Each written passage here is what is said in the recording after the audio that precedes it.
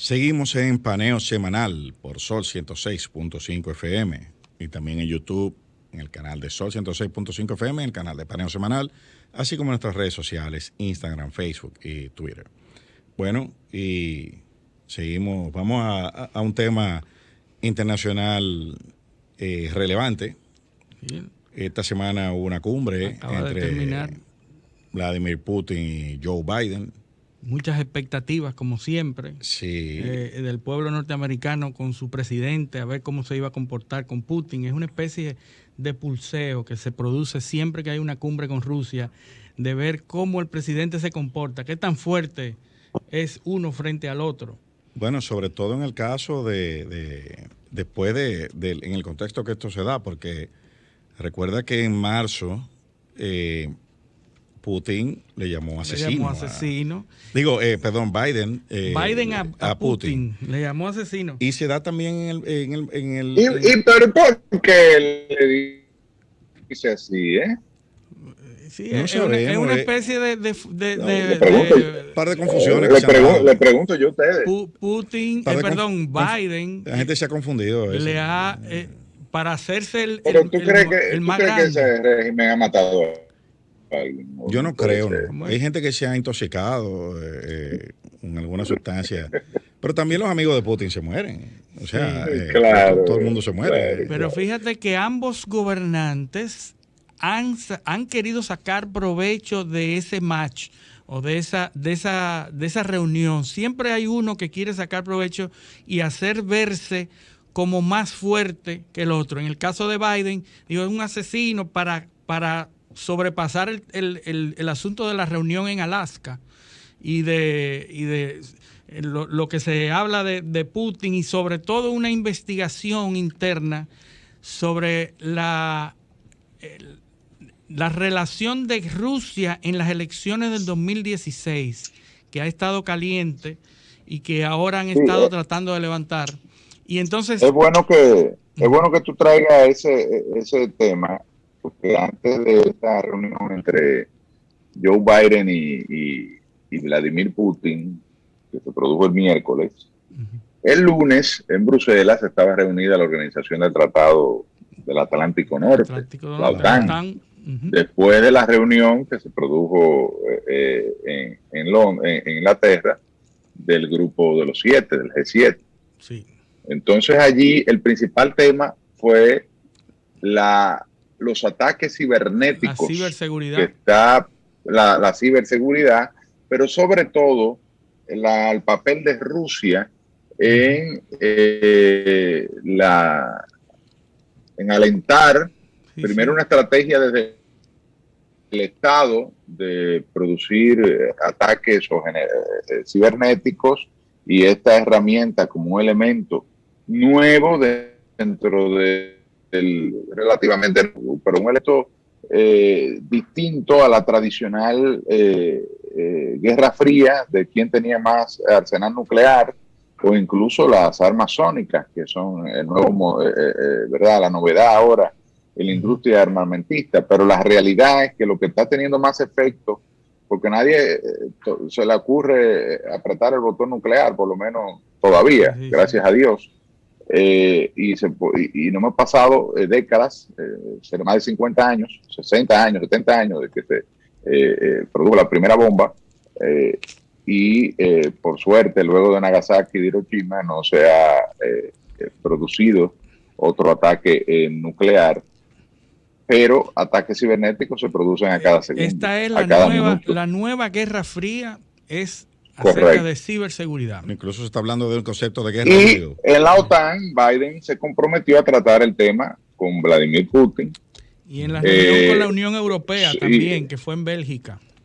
Se habló de eso. Se está planteando incluso un tratado en Ginebra sobre la no proliferación de armas cibernéticas o el uso de acciones de este tipo. Incluso recientemente también se citó el caso de DarkSide, que es un conglomerado, es una empresa de ciberterrorismo. Es decir, se dedica a el famoso ransomware, y que fue la que produjo el ataque a Colonnade, a los pipelines que oleoductos, creo que pagaron $5 millones, ¿no? De rescate, Bitcoin, ¿no? En ese caso. Alegadamente, sí. se dice que en Bitcoin. Así es. Pero la expectativa del pueblo norteamericano era que Biden iba a tener una posición férrea, una posición dura frente a Putin, y en el momento en que se reúnen, pues obviamente en las fotografías se ven todos muy fuertes y con caras duras, porque eso es parte de la publicidad. Marketing. Y ambos se ven como con cara de serios, nunca débiles. Pues en la reunión Putin pasa de ser asesino, como lo señaló Biden, a ser un adversario, digno adversario, un digno adversario de una gran nación amiga. Entonces pasa de asesino a digno adversario. Pero tampoco se menciona el asunto de Navalny, que es el bueno, sí, hubo una mención. Biden dijo que si Navalny moría, iba a tener consecuencias negativas para Rusia. A lo que Rusia dijo, no hay nada que hablar. Él sabía que estaba infringiendo las leyes cuando volvió. Que Navalny tiene 28 días en huelga de hambre. Sí. O sea, entonces es probable que se muera. Sí, bueno, no creo que llegue. De continuar, ¿no? Pero yo le recomiendo de todas maneras que no coma nada, que le puede ir mejor con eso. Yo creo que la huelga de hambre es para no comer nada. Probablemente la huelga de hambre, paradójicamente, es lo que va a garantizar su supervivencia. Pero es así. También hay una iniciativa de llevar a Ucrania a la OTAN, con lo cual Putin ha dicho que no hay nada que discutir sobre eso. Eso para garantizar probables y posibles futuras incursiones de Rusia en Ucrania. Pero en fin... Bueno, acordaron restablecer los embajadores que no tenían, que habían sido llamados a consulta. A consulta, después de las declaraciones de Biden, finalmente. Acordaron formar 2 comisiones para los intercambios de prisioneros de alto perfil.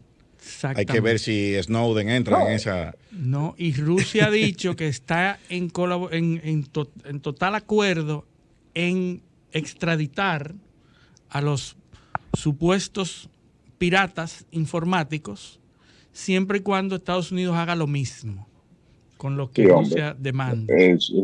Sí, hombre. Eso nunca va a ocurrir. Empezando porque son miles y miles que el Estado ruso tiene contratado para producir ataques cibernéticos de manera recurrente, diaria y a cada minuto. Sí. De acuerdo a una serie de objetivos estratégicos que Rusia ha definido, el principal evidentemente Estados Unidos. Bueno, incluso el mayor ataque cibernético que se ha generado en los últimos tiempos fue contra una empresa que salió a bolsa recientemente, y todo lo que se plantea es que fue un ataque dirigido desde Rusia, ¿no? Desde Rusia. Es que son muy buenos. No desde Rusia, por rusos desde los Estados Unidos, porque se utilizó, me parece que unos servidores de Amazon en Estados Unidos para desde el territorio norteamericano de hackers rusos que produjeron ese último ataque que se generó recientemente, que fue contra voy a decir ahora. Fue con una empresa contra el hackeo de SolarWinds. Sí, no, SolarWinds que salió a bolsa recientemente. Sí, lo más que se ha llegado, José, es a relacionar a esos grupos de piratas cibernéticos, asociarlos a gobiernos o a grupos anteriormente señalados como rusos, porque las herramientas utilizadas y los códigos, cuando lo descubren, tienen mucha similitud a lo que han usado otros grupos, y entonces se dice que hay cierta relación de un grupo con otro grupo que a su vez ha sido señalado como... Oye lo que dice, el ataque a SolarWinds no fue un hackeo más. Alrededor de 1,000 hackers del SBR, según cálculos de Microsoft, participaron en un complejo esfuerzo que permitió a los rusos entrar en la cadena de suministro de software que se canaliza a agencias gubernamentales, empresas de Fortune 500 y laboratorios de ideas. Con el objetivo de ponerle su puerta trasera ahí. Claro, porque SolarWinds, José, no sé si los amigos saben, que es una empresa de las primeras empresas, de las más reconocidas empresas que tiene que ver con la protección de las redes.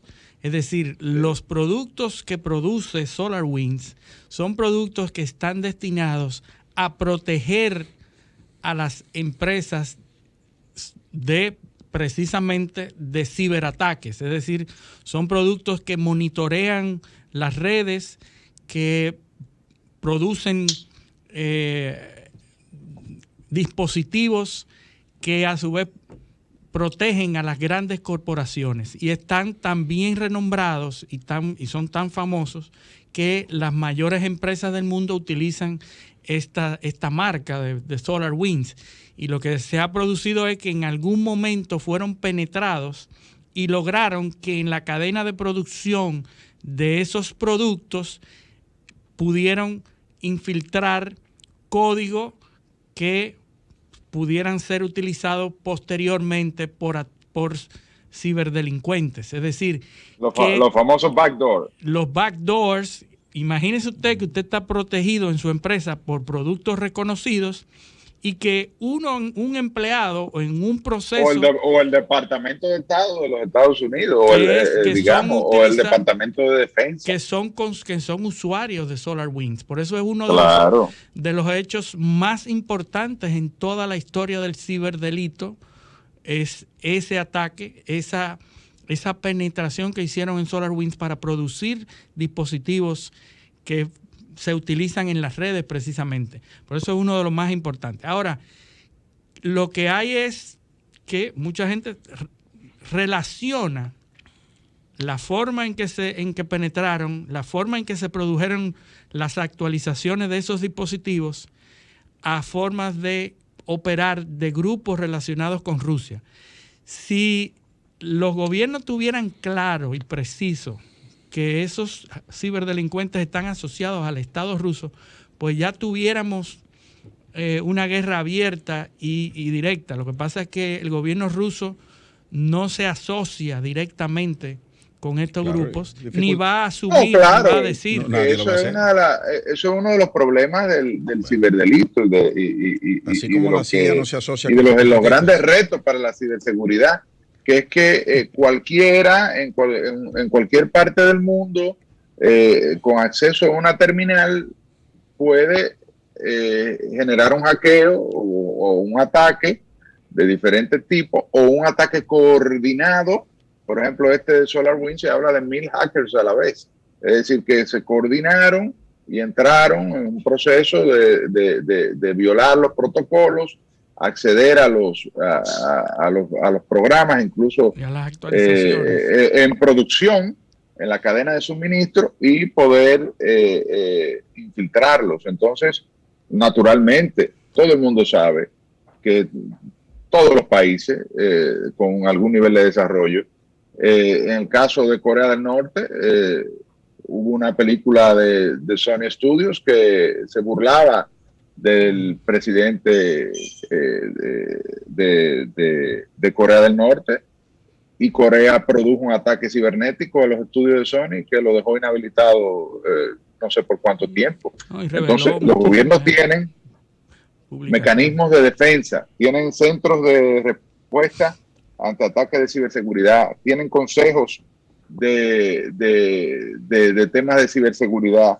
El Comité del Senado sobre Defensa tiene un subcomité de ciberseguridad, y cuando tú ves que se defienden es probablemente porque hay alguna estructura o esquema también para atacar. Porque estamos en un mundo donde las superpotencias siempre han jugado el equilibrio de poder, y el equilibrio de poder tiene que ver con el tamaño de mi arma, y en este caso con la capacidad de hacerte daño en lo que se refiere al ciberespacio, que es un elemento ya que impacta todos los aspectos de la vida del ser humano y de las instituciones en el mundo entero, como tú bien sabes. Bueno, ahora tenemos que, hablando de eso de ciberseguridad, sí, hay una filtración,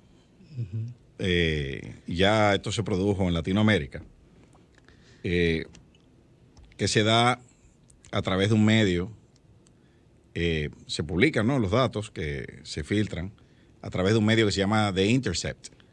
¿Tú sabes de quién es The Intercept? Claro, de Glenn Greenwald, el periodista que entrevistó a Edward Snowden. Y fundado no solamente por ese periodista, sino Pierre Omidyar es el que fundó eBay. Ese es el gestor económico. Que no es pierno de una. Exacto. Sí, ese da varias. Es el que funda eBay, produce los fondos para crear el First Look Media, que es la matriz de Intercept. Pero The Intercept es famoso porque una vez sacó a la luz ataques selectivos de asesinato por dron de los Estados Unidos. Uh-huh. O sea, sacó a la luz unos ataques quirúrgicos de los Estados Unidos mediante dron y los sacó a la luz. Y también los documentos de Snowden, como tú dices. El caso de Odebrecht, de Brasil, de Lava Jato. De Lava Jato también lo sacó a la luz. 2 terabytes de conversaciones de Telegram entre los fiscales y Sergio Moro. Y todos saben cómo terminó eso. Todas las condenas contra Lula anuladas. Sergio Moro en una especie de destierro de la vida política. Bueno, y pues todo eso revertido. Entonces ahora The Intercept de nuevo saca a la luz unos audios donde se compromete a quien era ministro de Defensa de Bolivia en un intento de golpe de Estado para que no asumiera el candidato Arce del MAS, que es el candidato de Evo Morales. Ahí hay unos audios donde están conversando con un oficial del ejército de los Estados Unidos. Supuestamente, ¿no? Sí. Que se identifica como Cyber Rambo, Rambo cibernético, que era supuestamente responsable de difundir mediante un algoritmo que él había creado para, por Twitter, atacar al MAS. Al partido de Evo Morales, Movimiento al Socialismo. Así es. Lo que se dice es que se trató de hacer un golpe de Estado a Bolivia para que Arce no pudiera juramentarse como presidente. Sabemos, Evo Morales, a pesar de que la Constitución no permite más de 2 periodos, en Bolivia son periodos de 5 años, Evo Morales se las arregló para estar por un tercer periodo y hasta un cuarto periodo. Vaya usted a saber si hubo un algoritmo que y entonces que el referéndum en Bolivia favoreciera finalmente la continuidad de Evo Morales. Lo que sucede es que la elección que se impugnó, donde se alegó que hubo un fraude, que le costó a Evo Morales la salida del país. Tuvo que renunciar por las claro, pero primero se demostró que no hubo. Eliseo recuerda que eso es fruto de un referéndum para permitir la reelección más allá de los periodos que la Constitución establecía. Pero eso fue sometido a control de la Corte Interamericana de los Derechos Humanos y la Corte falló a favor de Evo Morales. Exactamente. Entonces, con lo cual quedaba todo vamos a decir, legalizado. Legalizado para volver a subir de nuevo. Para volver a correr para las protestas, con aproximadamente 33 muertos, hicieron que Evo Morales renunciara. Y se demostró que no hubo ningún fraude. Finalmente no hubo fraude. Pero ¿qué pasa? Asume Yanine Áñez. Yanine Áñez asume la presidencia y cuando vienen las elecciones gana Arce, que es el protegido de Evo Morales. Que déjame decirte algo. Ministro de Hacienda. Se violó las reglas de sustitución presidencial, porque no solo fue a Evo Morales, sino que fueron a los vicepresidentes, a los jefes de la... Pero que renunciaron también. Tuvieron que renunciar y en el Congreso al presidente del Congreso le desconocieron su autoridad y por eso que ponen a Yanine Áñez, que era la segunda o tercera vicepresidenta en la línea. Candidata de la derecha. Claro, y también de un partido opositor. Opositor a Evo. Así. Y es ahí en el interín entre esta presidenta interina y el nuevo presidente que intentó postularse y quedó en cuarto lugar. No pudo lograr. Entonces aquí donde supuestamente se produce un intento de golpe de Estado que es sacado por el Intercept con unas conversaciones. Vamos a oír uno de los audios, son varios, el que esté interesado que los busque en internet, uno de los audios en donde se habla, aquí está hablando un agente norteamericano y un traductor que le está conversando con el ministro de Defensa de Bolivia. Que está en el exilio en Brasil. Hoy en día. Vamos a oírlo, Humberto. La manera en la que esto funciona, señor ministro, va a ser recoger estas tropas de manera como si ellos fueran contratistas privados, bajo ninguna representación del Estado americano. Okay. Para el momento en el que los 130 aterricen en Miami, los contratos van a estar escritos y firmados. Perfecto. Okay. Los vamos a poner en contratos para compañías que ya están trabajando en Bolivia. Son compañías que van a disfrazar el contrato con el personal militar. Excelente. Ok. Podemos conseguirle hasta 10,000 hombres. No creemos que necesitemos 10,000 hombres, pero podemos encontrar hasta 10,000 sin ningún problema. Ok, es un gran dato. Okay. All special forces. I can also bring about 350 what we call LEPs, law enforcement professionals, to guide the police. ¿Tú estás yendo cómo llaman? Law enforcement professionals. Son profesionales de la ley, ¿verdad? Expertos en técnica policíaca. Y entonces, sí, no, técnica de ¿cómo decía? De macana. No, en el Congreso cuando estaban el Congreso de Estados Unidos, cuando estaban interrogando a los jefes de la CIA del manual de tortura, decía que no se llamaba así, que era técnica de interrogatorios reforzados para hostiles no cooperantes. Sí, que en eso son geniales, pues aquí, en creación de nombres. Imagínense que un grupo se proponga traer alrededor de 10,000, están en capacidad para traer 10,000 operativos, 10,000 soldados profesionales que se montarían en unos aviones C-30 del gobierno. C-130 del gobierno boliviano, los recogerían en una base en la Florida y los llevarían allá, y que estos harían como si fueran contratistas de empresas en Bolivia para llevarlos a Bolivia para hacer este tipo. Hay otros audios y los invito a las personas a verlo. Y no se dio, esta conspiración no se dio, según The Intercept, porque hubo desacuerdo en los mandos militares.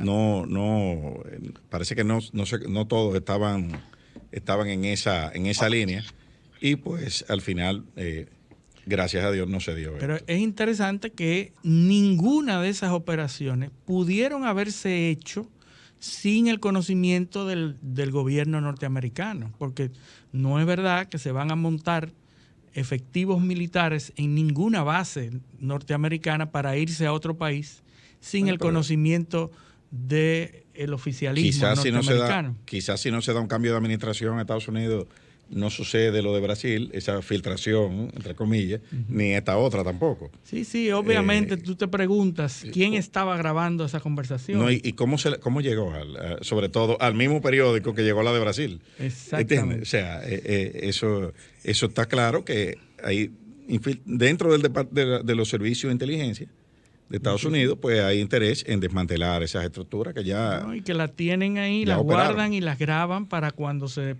presente la oportunidad. Claro, eso es así. Pero bueno, y ya vámonos al plano local. Pero además, señores, es una industria que existe. ¿No te acuerdas de Blackwater? Sí, claro. La industria de mercenarios en Estados Unidos, y el gobierno de Estados Unidos, de alguna forma u otra, no solamente conoce la existencia de estos grupos paramilitares, no paramilitares de mercenarios, regularmente compuestos por ex tropas regulares. Incluso muchos de ellos son contratados para operaciones encubiertas. Ese es uno de los grandes problemas del derecho. Incluso de la Central Intelligence Agency of the United States Government. Ese es uno de los grandes problemas del derecho internacional, de la aplicación de los tratados internacionales, porque esos tratados están diseñados para los estados, pero no para particulares. Entonces lo que se hace es transferir la responsabilidad a particulares mediante el uso de compañías privadas. Eso es un subterfugio que se buscan para volar. Mira, Blackwater tiene ahora 21,000 colaboradores. Ahora se llama Academy. Anteriormente conocida bajo los nombres de Share Service LLC, Blackwater USA o Blackwater Worldwide. 21,000 hay ahí disponibles para... Bueno, a lo mejor hay 200 o 300 que trabajan en la oficina administrativa. Con dinero todo se puede. O a lo mejor están todos ocupados, porque así es. Bueno, pues ahora sí vámonos al plano local, que hay algunas noticias. El COVID, la Organización Mundial de la Salud ha cambiado la forma de referirse a las variantes del COVID, porque nosotros sabemos que la variante de la India, la variante de Sudáfrica, la variante del Reino Unido, la variante de Brasil, pero algunos países han protestado y han dicho no le llame variante de tal país, porque eso implica que la gente cree que en ese país no se puede viajar, no se puede visitar porque hay esa variante. Y entonces la Organización Mundial de la Salud ha decidido cambiarle los nombres a las variantes, y ahora son variantes que tienen nombres de letras griegas. Entonces, la variante de Reino Unido es la variante alfa, que es la que sería la B117. La variante de Sudáfrica ahora es la variante beta. Ahora va a protestar el alfa. B1351. La variante de la India, que fue la que protestó ante la Organización Mundial de la Salud, la variante de la India es la variante delta. Y la variante de Brasil es la variante gamma. Ya no se van a llamar con nombre de países, sino con nombre de letras griegas. Y cada una de esas variantes tiene una particularidad y han ido variando, como su nombre lo dice, y va mutando el virus con diferentes características. Hasta ahora, las compañías que producen vacunas han dicho que sí, que protegen contra cada una de las variantes que hay, que ofrece mayor o menor protección contra una u otra variante. Ahora todas las compañías están reclamando la capacidad de su vacuna para enfrentar a cada una de estas variantes. En República Dominicana estamos viendo un incremento en la tasa de infección. Bueno, ha subido, ¿verdad? Claro. Hoy, por ejemplo, la positividad de las últimas 4 semanas está en 18.6%. La diaria está en 18.52%. Hoy hubo 1.000... ¿Dónde está? Se me perdió el número. Espérate. Es un incremento importante porque ha estado tradicionalmente alrededor de 17%, 17 punto algo la tasa de positividad, y como tú refieres, de las últimas 4 semanas,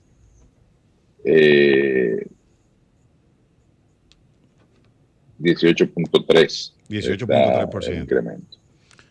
Y bueno, lo que se yo estuve precisamente casos nuevos hoy. Esta semana, sí. Bueno, el dato importante es el índice de positividad diaria. 18.5. Porque eso es lo que te refleja el porcentaje de positivos que te da diariamente la aplicación de las pruebas. en un universo regularmente representativo. Entonces, en el caso, por ejemplo, del Distrito Nacional, está en 23% de positividad diaria. O sea, de cada 10 personas, 2.3 o de cada 100, 23 salen positivos. En el caso de Azua, 22.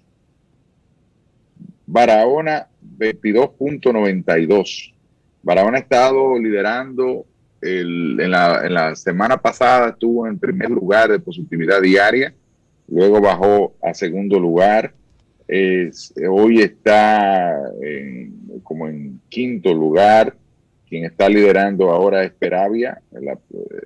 Hay 9 provincias por encima de 20 puntos de positividad diaria. Esto es el Distrito Nacional, Azua, Barahona, La Altagracia, La Romana, como dije, la provincia de Peravia, San Cristóbal, San Juan de la Maguana y finalmente la provincia de Santo Domingo.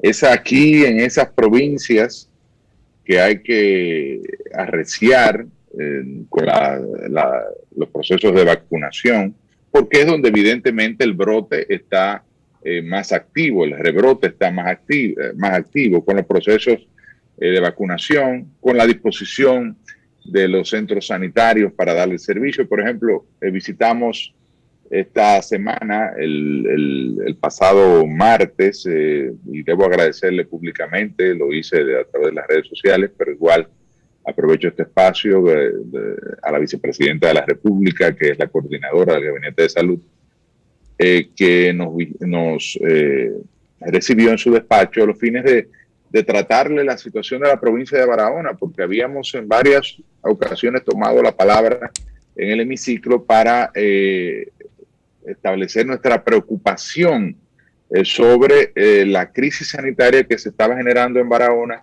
liderando a nivel nacional el porcentaje de positividad. Barahona estuvo en su momento más alto, cerca de 25%. Hoy está en 23 prácticamente. Sigue estando entre las 8 provincias que están por encima de 20% en tasa de positividad, donde debe producirse la mayor concentración de esfuerzo. Hay un tema con el hospital Jaime Sánchez. Es un hospital que es el que ha sido designado para atender los casos de COVID, no solo en la provincia de Barahona, señores, en las 4 provincias de la región suroeste, y apenas cuenta con 40 camas para albergar hoy en día a pacientes de COVID-19 en un lugar, Barahona, donde hay un rebrote y se están liderando todas las estadísticas de contagio del COVID-19. El lunes pasado, martes, al momento en que fui a visitar a la vicepresidenta, había un 70 y tanto % de ocupación de estas camas. Solo 12 camas estaban disponibles. En el mismo hospital hubo un brote de COVID-19 que sacó a 12 enfermeras de circulación o de poder dar el servicio.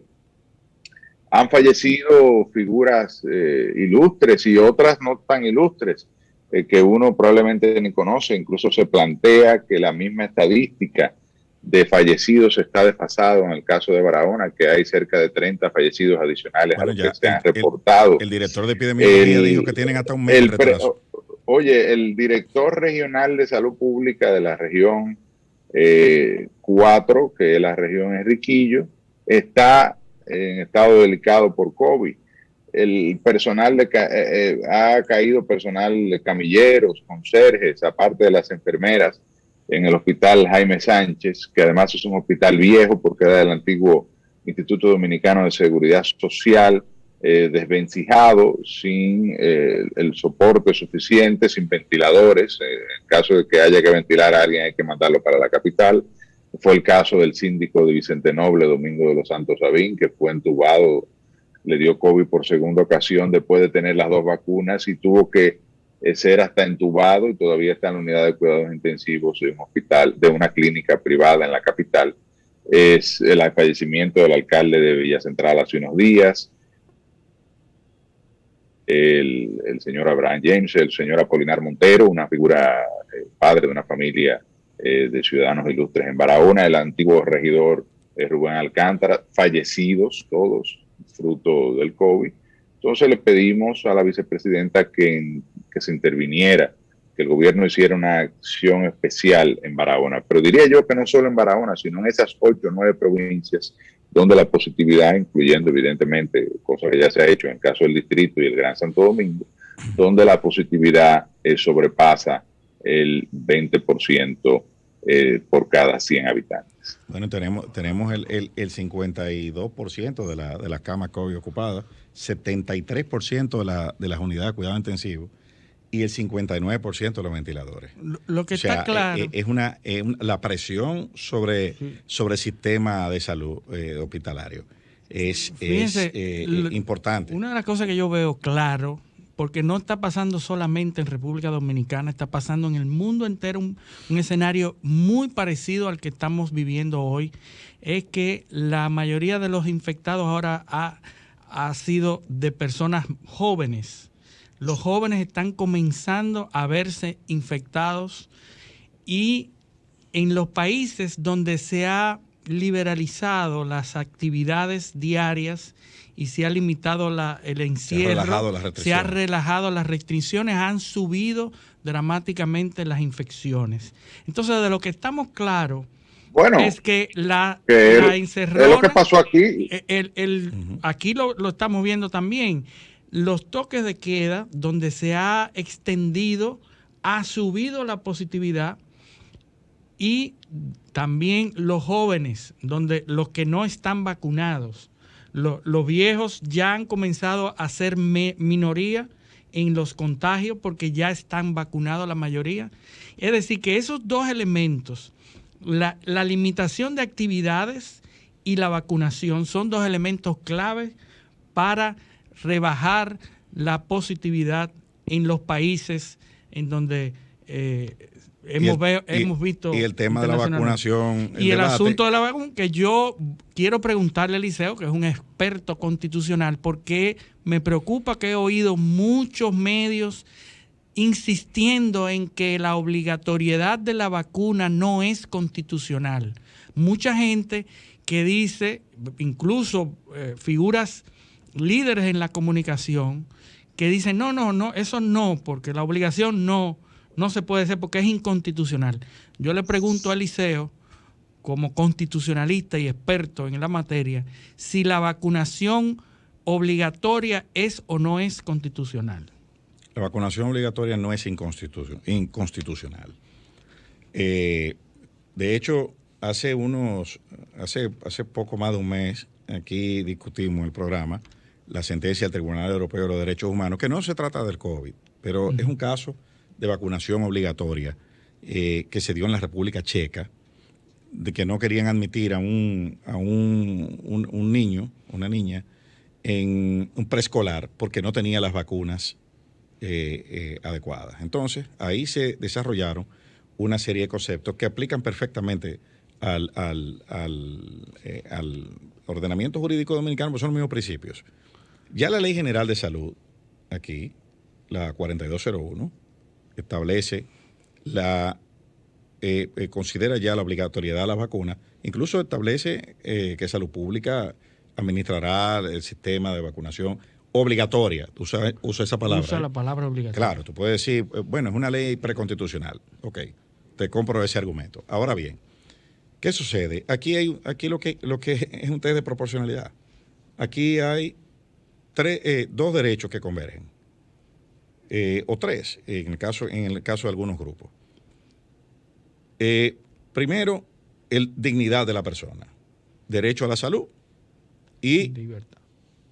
Sí, dignidad. O sea, que es la libertad individual de la persona. No te puedes someter a tratamientos médicos si tú no lo autorizas. O sea, porque eso es parte de la integridad personal. Parte de la integridad. Sí, Eliseo, pero hay algo que distinguir entre el derecho individual de cada persona ahí es que y el derecho colectivo colectivo a una salud pública. Ahí es que voy. Por eso el interés colectivo está por encima de la individualidad. De hecho, por eso que se hace el goce y disfrute de mis derechos individuales termina en la medida en que yo afecto los derechos de otros y sobre todo de un conglomerado como es un grupo de ciudadanos de un país. Por eso es que se hace el test de proporcionalidad, que es cuando convergen varios derechos. Entonces, ¿cuáles son las medidas para equilibrar esa convivencia, esos derechos? Entonces está el derecho a la salud, que también está constitucional, y la protección a los grupos vulnerables, como los menores de edad, en algunos casos.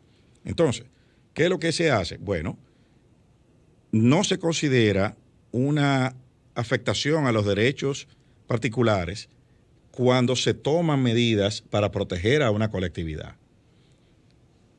Y eso, ahí tenemos que irnos a la base fundacional de esto. O sea, utilitarismo de Benham. La libertad individual, ¿hasta dónde llega? Y hay un símil que se usa mucho en filosofía en esto, que es, quiero cruzar entre dos abismos y hay un puente. El puente se está derrumbando. ¿Puede el gobierno impedirme cruzar el puente? Entonces, la respuesta es que sí, porque tú quieres cruzar el abismo, pero no morirte. ¿Entiendes? Entonces, ahí es que, por eso es que se reconoce la intervención estatal o la potestad de la intervención estatal cuando se persigue un fin para protegerte de un objetivo que tú no deseas.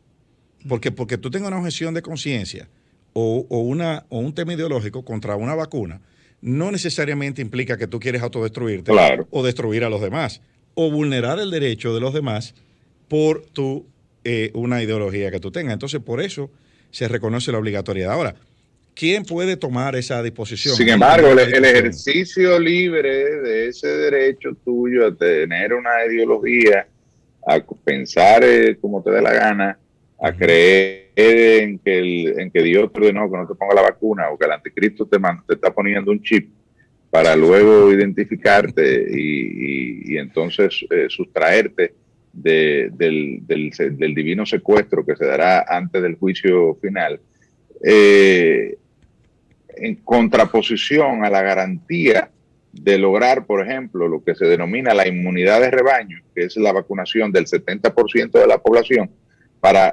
lograr el objetivo de salud pública de prevenir muertes, fallecimientos, porque es evidente que los vacunados se mueren menos, las estadísticas son frías, no es que no le da, incluso un gran porcentaje, un porcentaje importante de los que están internos con COVID ya han sido vacunados incluso con las dos dosis. Una casuística, una estadística. Es que realmente el porcentaje o el efecto que tiene la enfermedad en los vacunados es mucho menor. Entonces la salud pública, por eso es pública, es un bien colectivo, es un bien de todos los dominicanos, que debemos proteger en función de disposiciones legislativas con base constitucional, pero lo que busca es el bien común. Entonces, mi goce de mi derecho individual a creer en el anticristo y en el chip, y en todo, y a no vacunarme porque me va a salir un rabo o cuerno, porque hay una gran conspiración global para hacer para usarnos como conejillos de India, los 7.000 millones de habitantes del mundo, o más aún, son unos seres extraterrestres que nos están utilizando como elementos de como rata de laboratorio. Entonces, claro, tú tienes el derecho de todo eso, es tu derecho individual y tu derecho a la dignidad de libre desarrollo de la personalidad. No se te obligue a algo, siempre y cuando eso no atente, no afecte a los demás, es decir, a la salud colectiva. Al mismo derecho que tienen los demás. Por eso hay límite en el goce de los derechos. ¿Quién puede enforzar la obligatoriedad y cómo? Bueno, eso solo puede hacerse por ley, no puede hacerse por una disposición administrativa. O sea, no ni un decreto, una orden departamental. Ahora, yo, como negocio, como entidad, sí puedo decir, aquí el que no esté vacunado no entra. Privado. ¿Entiendes? Yo puedo hacerlo. O como empleador. Colegio. Un colegio puede ponerlo como norma. Lo que no se lo que Lo que tú no puedes es sancionar, porque ahí es donde la Constitución Dominicana reconoce como fuente de sanción la ley.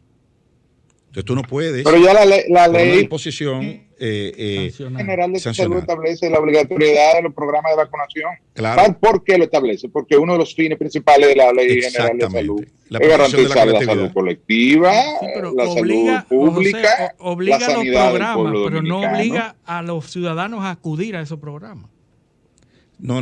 Sí, bueno, eso ahí viene, por eso que te digo, es una ley preconstitucional y tú puedes leerla de diferentes formas, pero ya la jurisprudencia y la misma constitución que tenemos actualmente, que no es la que teníamos en ese momento, ya ha desarrollado todos estos conceptos, porque ¿por qué tú no te vacunas? Es ejerciendo una objeción de conciencia que tú estás.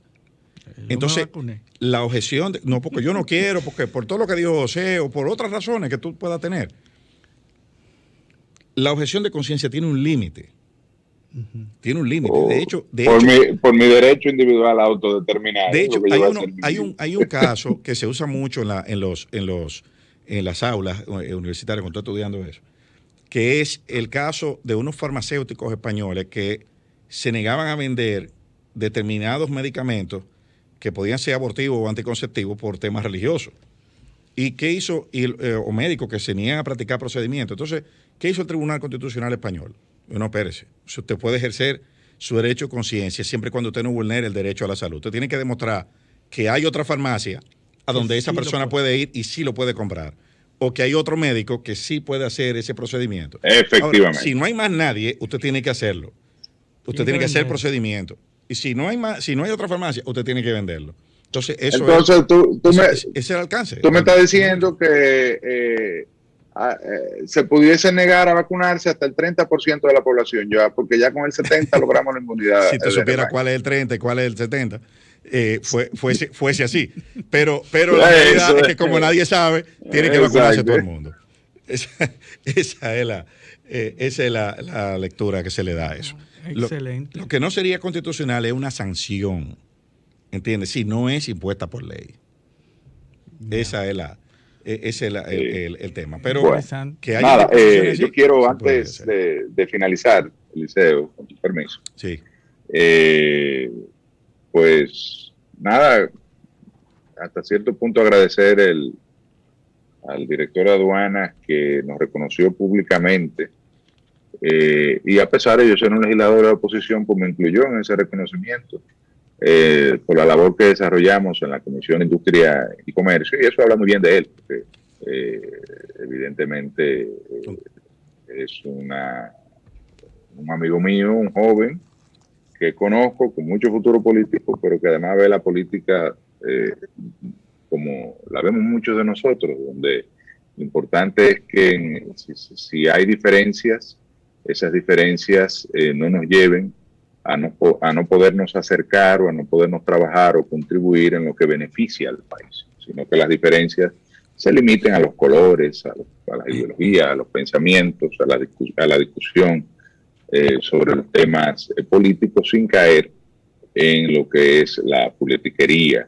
en afectar al desarrollo de los procesos normales. En este caso, un proceso legislativo que tuvo a bien dotar al país de una legislación moderna que tenía más de 10 años de discusión en el Congreso Nacional, que viene a relevar una pieza legislativa del año 1954, me parece, o de los 50, no recuerdo exactamente si es 57 o 54, que es la actual legislación de aduana.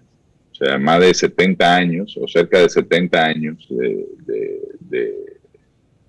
tenía la legislación de aduanas sin revisarse, salvo la reciente creación o reconocimiento de la autonomía de la Dirección General de Aduanas. Pero luego en todo el tema de procedimientos, regímenes aduaneros, el reconocimiento de regímenes y procesos que pueden facilitar que la República Dominicana se convierta en ese hub del Caribe que tiene vocación de convertirse por su ubicación geográfica, su infraestructura portuaria, aeroportuaria, por el hecho de compartir territorio con otro país en la parte fronteriza y además por ser suscriptor de varios instrumentos de libre comercio con los principales socios comerciales, como el caso de Europa, con el Acuerdo de Asociación Económica con la Unión Europea, Estados Unidos con el DRCAFTA, que incluye a Centroamérica, el acuerdo con CARICOM y ser parte además de los acuerdos de la Ronda de Uruguay que establecen la Organización Mundial del Comercio.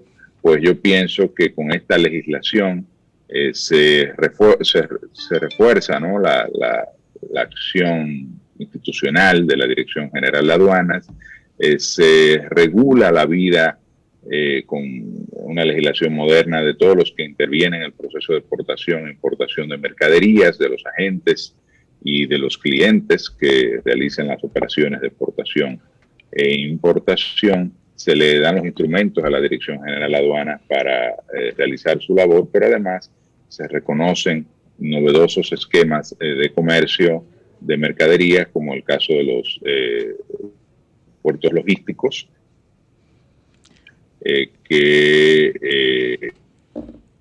los regímenes especiales establecidos en la Ley 890, sino regímenes si el país se dota de una legislación moderna. Bueno, esperemos que la Cámara de Diputados apruebe de rápidamente esa ley, que ya tiene Sanz, muchos años en el Congreso Sanz Nacional. Batón. Bueno, pues con esa trabajo. felicitación a la que me uno yo, y felicitamos Buen también trabajo. a nuestros amigos que han trabajado ahí, a Eduardo Rodríguez Apolinario, que Claro, ha escrito unos claro, artículos muy gran buenos, técnico. Y Luis Sánchez. y Luis Sánchez también.